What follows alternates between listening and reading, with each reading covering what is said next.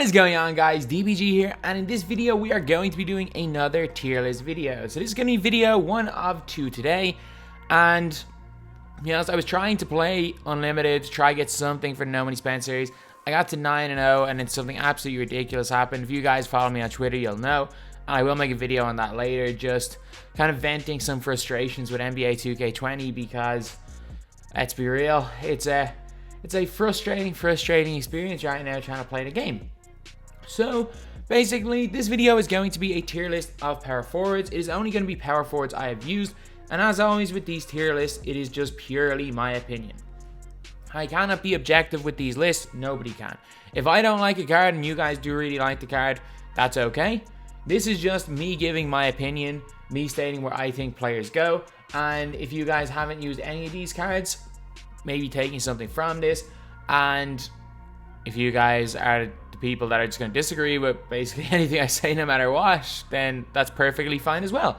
You guys don't have to agree, you don't have to disagree, this is just my list. But anyway, now let's get on to it. Actually, before we get on to the players, I'm just going to say the power forward is probably the weakest position, so there's a lot of cards that aren't very good that are going to be in like B, A, or even, actually no, there won't be any cards that are not good in S tier.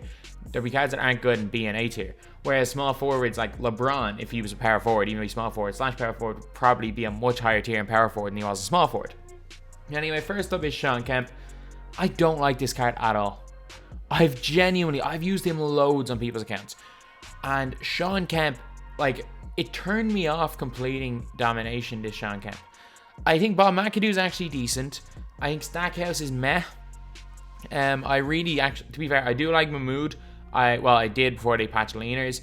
I really do like Bob Sura, and also Dale Ellis really good. So historic domination, I was considering doing that, but no way was I ever even considering doing all-time domination. Shawn Kemp is just so bang average. Can't really shoot the ball. Sure, he dunks it well, but so can a lot of players in this game. Does not bring a lot. Doesn't protect the rim particularly well. Next, we are on to Christian Laettner. And this is one where a lot of people are going to call me crazy for it. I'm putting Laettner up into S tier. Laettner is 6'11", so he's tall for a power forward. He shoots the lights out. He's got a really easy release. He's got quick draw. He's got a really good post game, really good post hook and fadeaway. He can block shots. He can rebound. And while he's not particularly fast, he's also not particularly slow either. And I just realized that with this video, my voice might sound a little bit weird. And if it does, I'm sorry. I'm really not feeling well today. Hopefully I'll be better tomorrow, but my throat's in bits, so I don't think that's going to happen. But anyway, now we're on to Amare Stoudemire. Amare is going to be splitting the two of these guys. While Amare does have the speed advantage, he can catch lobs much better than someone like Laettner. I don't know why. I just feel Laettner's better. Straight up, and I'm not the only one. Like, I'm getting messages on Twitter every day asking about teams. And I'm literally having people saying, like, I just got Amare Stoudemire, but he doesn't get into my team over Laettner or what's his name, or Bob McAdoo. Is there something wrong with the way I'm playing? And I'm just like, look, I've used them all. I still think Laettner is that slight bit better. Amare is definitely in the upper echelon of A tier players, and considering the rest of these players, he might end up going up in the S tier, but for now, I'm going to put him that little bit below Christian Laettner. Now we're to George McGinnis. Meh. That's all I'm going to say. Like, he doesn't do anything great, doesn't do anything that badly, so I'm not just going to put him in the middle. And we have got Larry Johnson. Larry Johnson is 6'7" and slow. Sure, he can shoot the ball. Sure, he's got decent animations. He's a good dunker, but he's slow and really small. So he's going into C tier. Sharif Abdur-Rahim. Sharif, he's gonna go into. It's a weird one because he's got a weird release. Like, it's a good release. It's not a great release. At times, I green a couple with him, and he feels like he's a really solid power forward. Then at times, I can't take a shot with him at all. And to be honest, at his best, I do think he's better than a Kemp or McGinnis, especially for my playstyle, so he's going up into A tier. Dave the Busher is, again, without question, going into A tier. He probably in the upper echelon of A tier. He is money from mid, from 3. His stats aren't bad. Actually, his stats are really good, but like his shooting stats aren't bad. He hits everything. He somehow, for a 6'6" power forward, rebounds really well. He's like, I could just imagine, he's what Larry Johnson should be. It's ridiculous. Like, the Busher should not be this good. Like, the last time the Busher was this good was in NBA 2K17, when he just had the be-all and end-all god tier Amethyst card. But this is the Busher. It's better than most guys stats-wise. Not absolutely unbelievable stats-wise, but he plays absolutely unbelievably. He's going into A tier. Tim Duncan, bang average, is going into B tier. We have got Antoine Jamison, base 11. Yeah, I'm going to put him into here. So he's at base 11. He's really versatile. He shoots the ball well. He rebounds really well. His post game is unbelievable. Yeah, Antoine Jamison's good, especially when he goes to pink time. He becomes even better. Once we get a version of someone with base 11 quick draw, we'll see how OP that release actually is. No, Antoine Jamison's a really, really good card. Jerry Lucas is again going up into S tier. Arguably the best catch and shoot release for a power forward. He's fantastic. Really good rebounder. A little bit undersized, 6'8", but that is his only problem. A little bit slow, but no, he belongs up there. And I do much prefer using him to someone like an Amare, so I think with 3 in S tier, Amare is firmly cemented his spot as probably the best of all the A tier players. Next, we have got Tom Gugliotta. And as I've said with all the greats of 2K20 or of 2K19, like Kiki Vandeweghe, even Antoine Jamison is not the same. Kirilenko, I haven't yet used Hito, but Tom Gugliotta is not the same. Of all the base 11 players, they all kept it.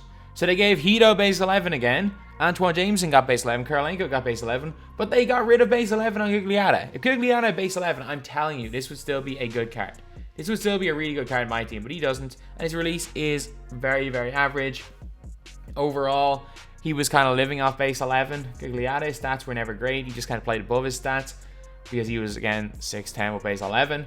But, yeah, I'm going to put him in B tier.